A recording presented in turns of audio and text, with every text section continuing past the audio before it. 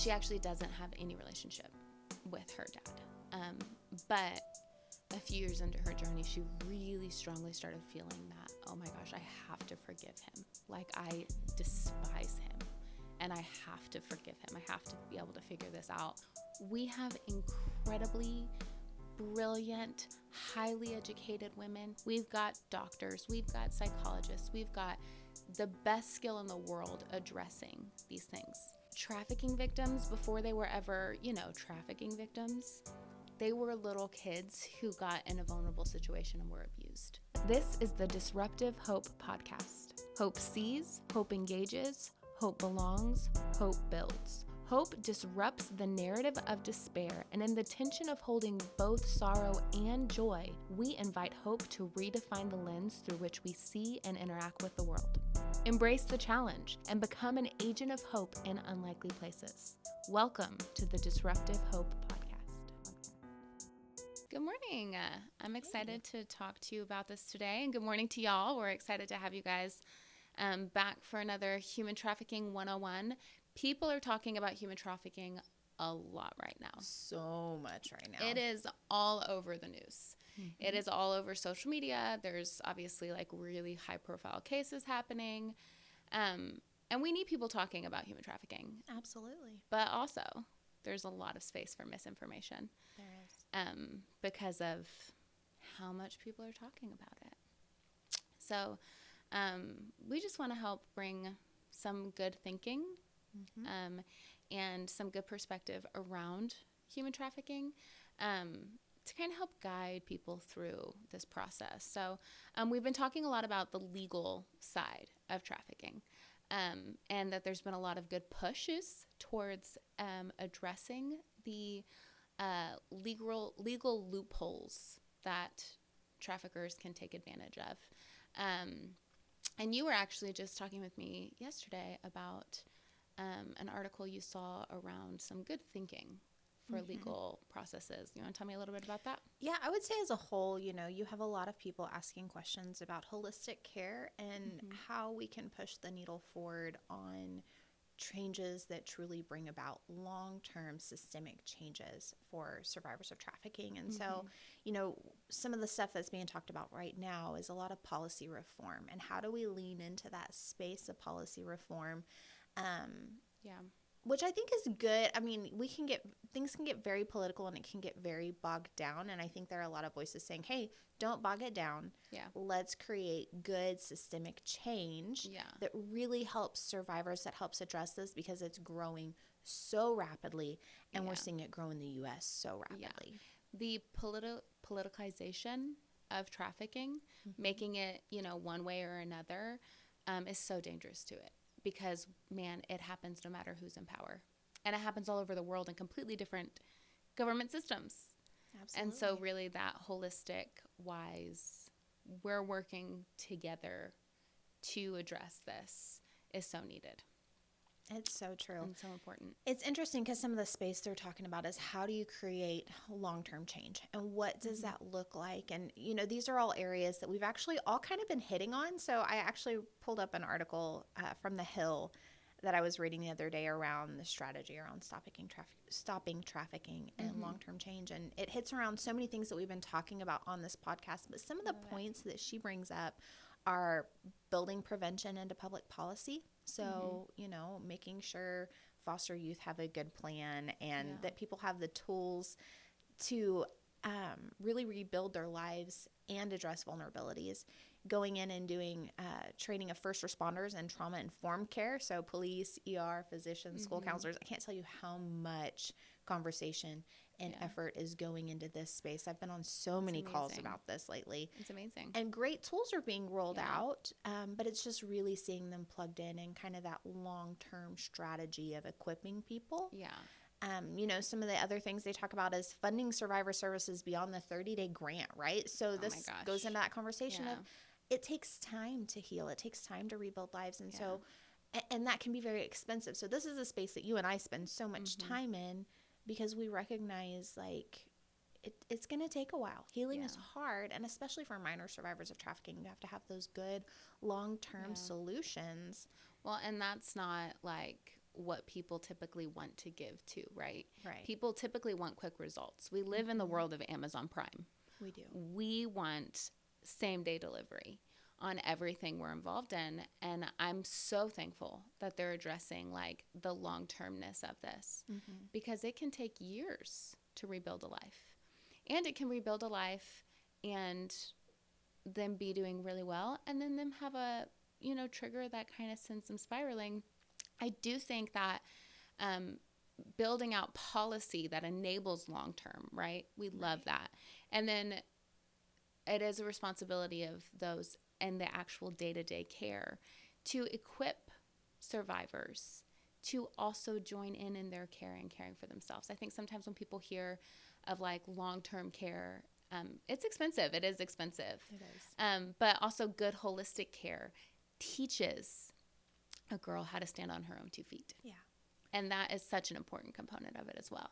It's interesting because as I was prepping for this podcast and also just thinking through some of this, I was reminded of a FIFA call that I was on earlier in the spring. FIFA's coming to Dallas next year. And as with any major sporting event, there's a component that they have to have around human trafficking response, right? Which is good. I mean, we know that trafficking surges in those things, whether it be the Super Bowl, FIFA, the Olympics, whatever, the influx of people causes the demand for trafficking to surge. And you see a lot of very vulnerable people brought in, and it happened. And so one of the things that we've done is we've pushed down an anti-trafficking response as part of the funding for it, which is great, but I think it lends itself to more of those short term. So even as we were talking through, everything is very short term. It's you're in there for 30, 60, 90 days. Here's our pop-up plan. And so it's an and both that begins to say, okay, we have these initiatives that are able to go in, and when we know there's going to be a surge of a vulnerable population, we're able to go in and bring in solutions. But also,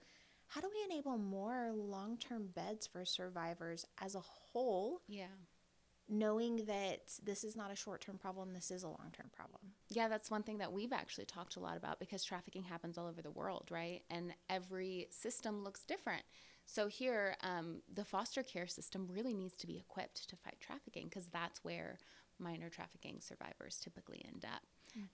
But yes, we need beds for girls when they're older, when they age out of the foster care system. So I love that this is talking about, okay, what happens? We don't need to release these kids onto the streets. We really need to build in safe spaces for people. And it is an and both, right? We need that 30-day plan around a major sporting event. Absolutely. We need that. But we also need the long-term strategy, for sure. Well, the other thing that she brought up that I think is such an important thing that I would love to get more of your perspective on is just the need to include survivors in shaping policy and shaping programs, that survivor-informed care. It's something we're very passionate about here at SOS. Yeah. It's a best practice. Yeah. And I know you recently were just involved in some survivor-informed. So what are your thoughts on the importance of survivor-informed care inside of this space? Lived experience is just so different, right? You're just never going to fully understand the depth of sorrow until you've actually lived it. It's just so different. And it holds a different weight. We do a lot to, and I think a lot of people do a lot to encourage girls in this process, right? But there's something amazing when you get a survivor who's walked this path for a long time. And they're now speaking into the programs, and they're speaking directly to the girls. It's not so much an encouragement as it actually puts courage into them. Yeah. It makes them go, oh, you did this, so I can do this. And they just see stuff that we don't see. The reality is they had a vulnerability that was exploited, right? And we try our best to see, we being the population that hasn't been trafficked, right? Yeah. We all try our best to see, we all try our best, and it's important for all of us to be engaged in this fight, but giving a place at the table, a high-ranking place at the table, a space that carries the weight of having lived this, it completely changes the game for what we can actually do, because they've actually walked the road to healing. Yeah.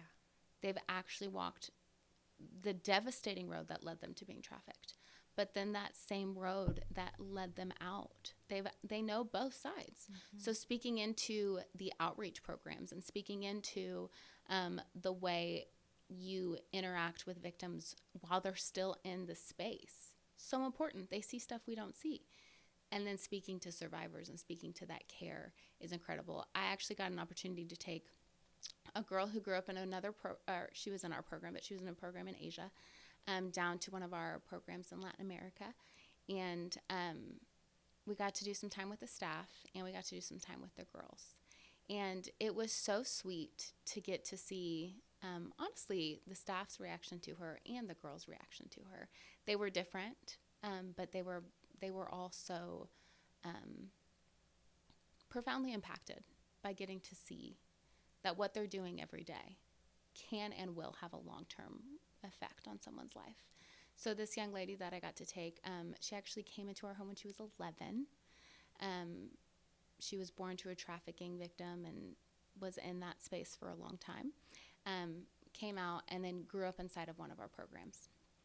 And she now uses her voice to help other children in that space. And it was really sweet to see her talk to the staff. I mean, you know our staff. They're amazing. They're amazing. Love them dearly. They're amazing. They do the in and out. They do the heavy lifting, man.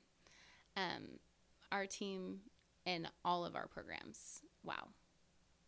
Incredible, incredible women. Largely thankless job, not from us, but from the girls.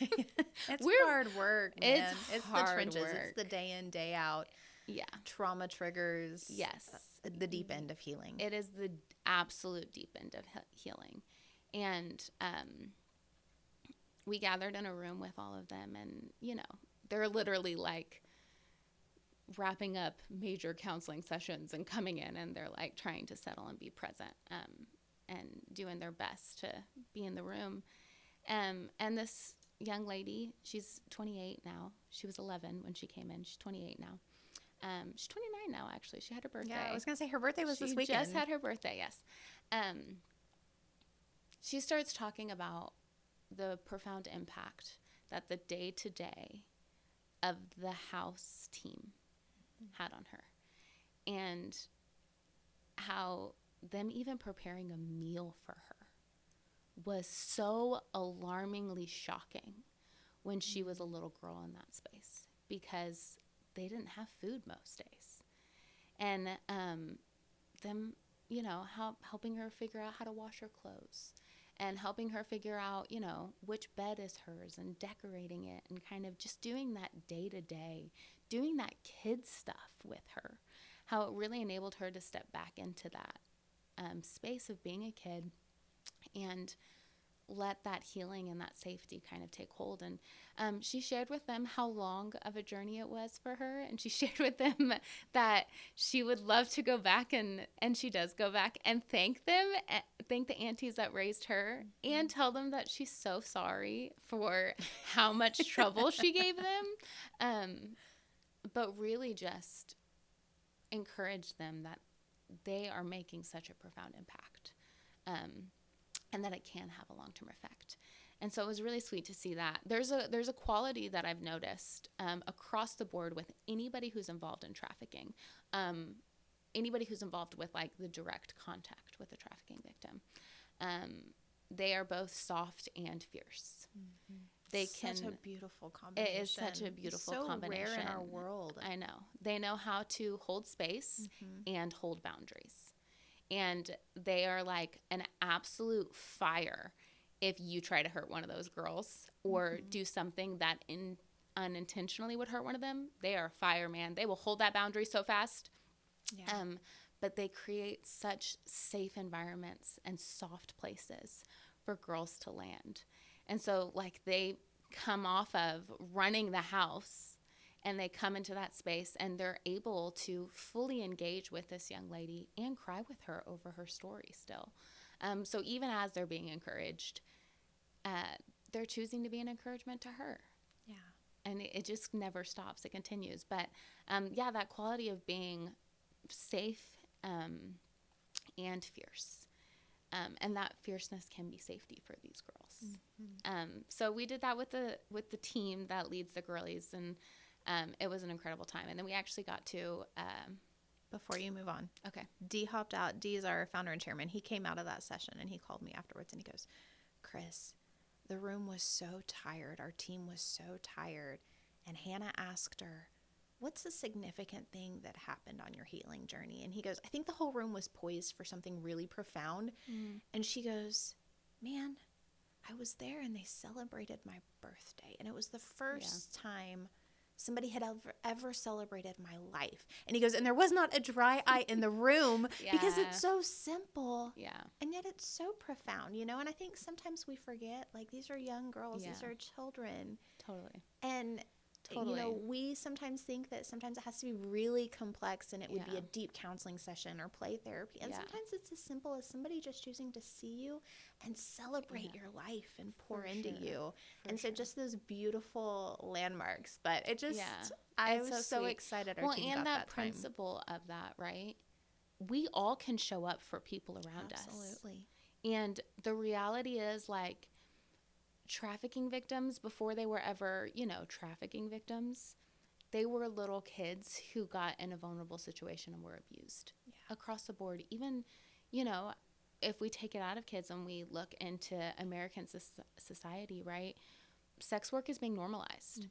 Every single one of those individuals engaging in that at one point were honestly a child being abused somehow. And so showing up and being a friend in those spaces, I think sometimes we really want it to be this, like, oh, I have all this knowledge and I can bring and I can save you. And that's disgusting. We're not going to save them. You're never going to save someone. You don't need to save someone. You need to show up and be a friend. You need to show up and celebrate a birthday. And the profound impact that that can have is amazing. So we did that with the staff, and then we went and shifted and we had a time with the girls. And that was so sweet. They were absolutely captivated by her. We actually had some girls in the room that had graduated from the program already that happened to be there that day. That was kind of amazing that the timing of that worked out. Awesome. That they got to hear it. And definitely kind of a mixed, every girl in the room was captivated, but every girl in the room is at a different spot in their healing journey. And so definitely mixed reactions or response. Some girls just crying, other girls asking more profound questions around, like, you know, what does your relationship look like with family members who weren't safe? What does it look like now? And her being able to honestly answer those and kind of give them, you know, this has been my experience and I can forgive and still have boundaries. But my unforgiveness is not me holding that boundary. My unforgiveness is hurting me. So being able to kind of like talk through. Wait. That was an incredibly profound statement that I think sometimes we gloss over. Will you repeat that? Yeah.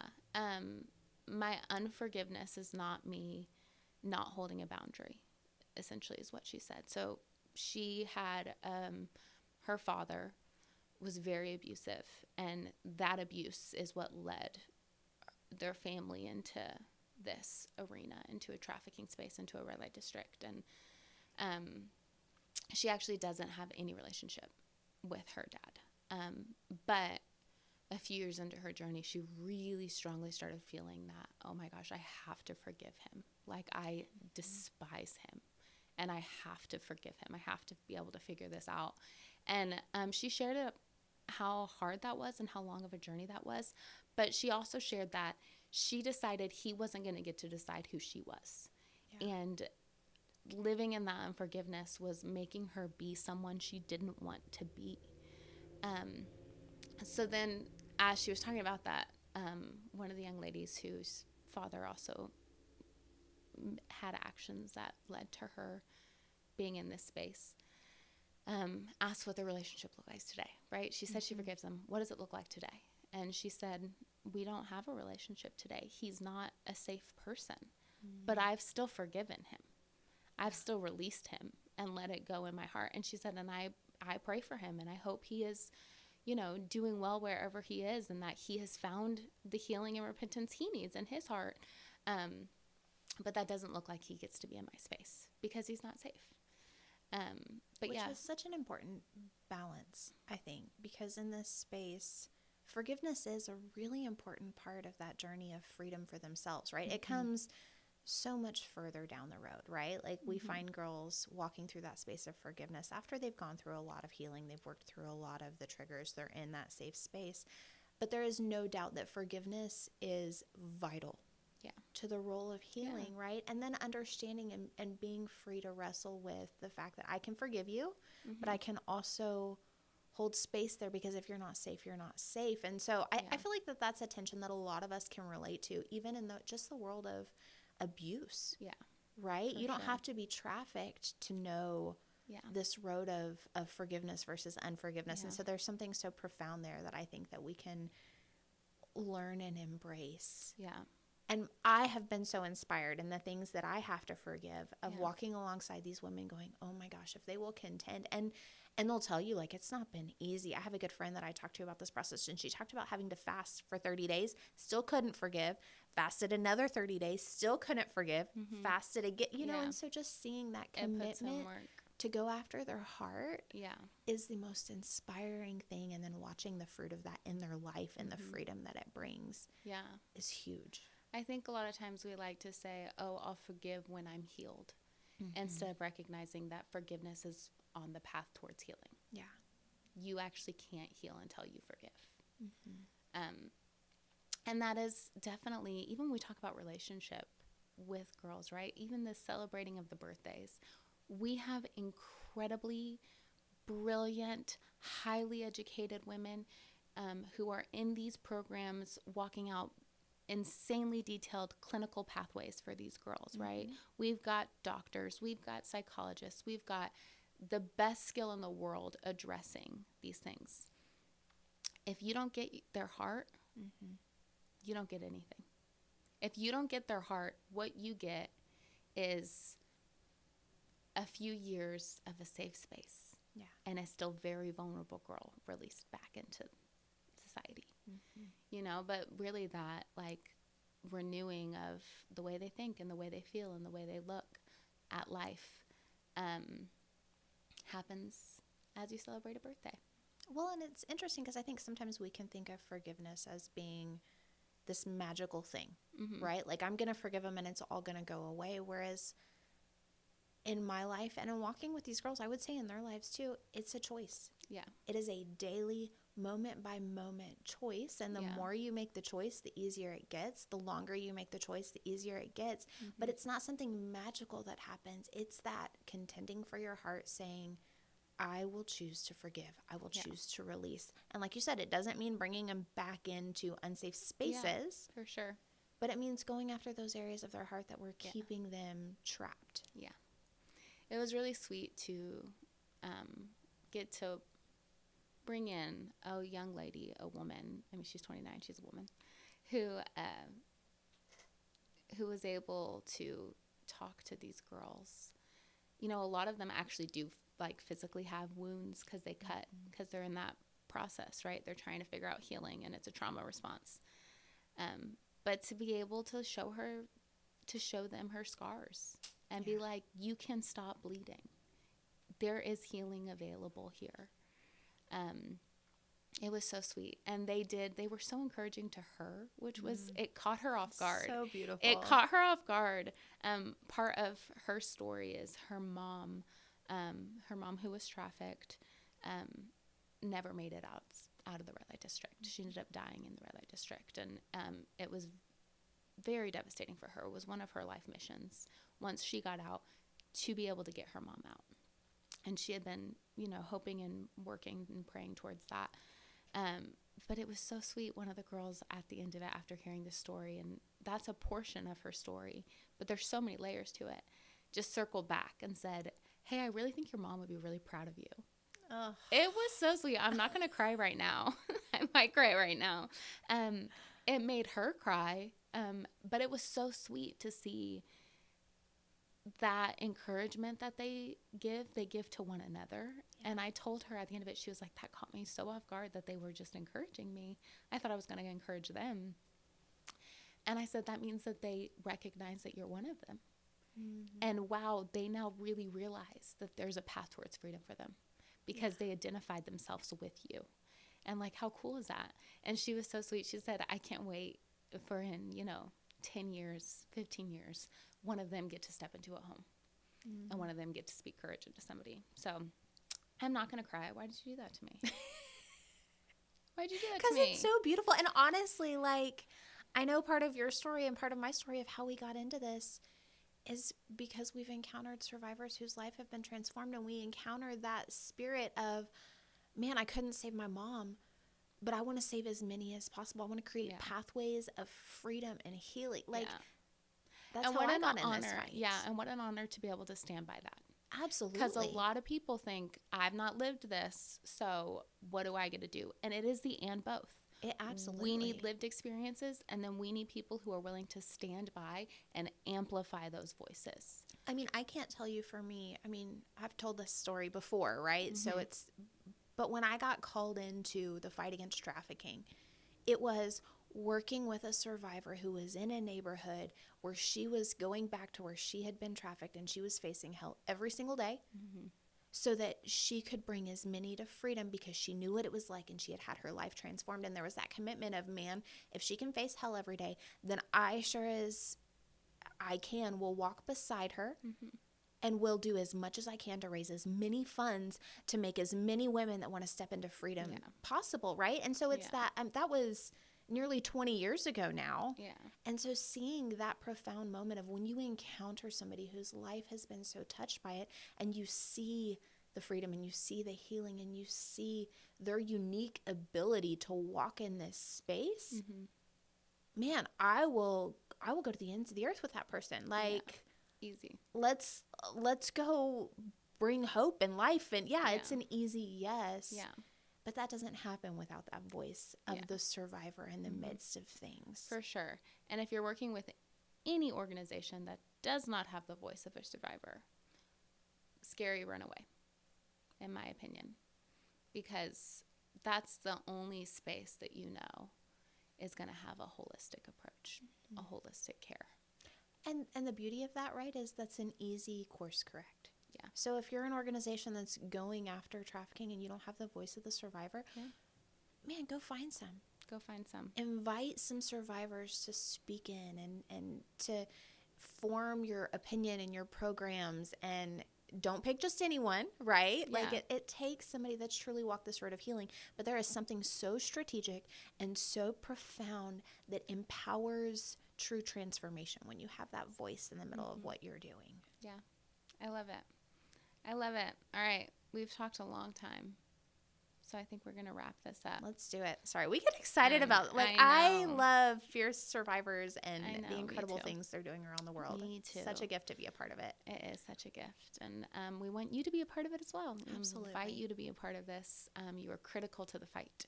And knowledge is power, but also we define awareness, as action, was knowledge plus action. Don't have one without the other. Nope. Don't have action without knowledge. Please. But once you know, do something about it. And there's something we can all do in the fight against trafficking. So thanks for joining us, guys, and we'll talk to you next time. Have a great day.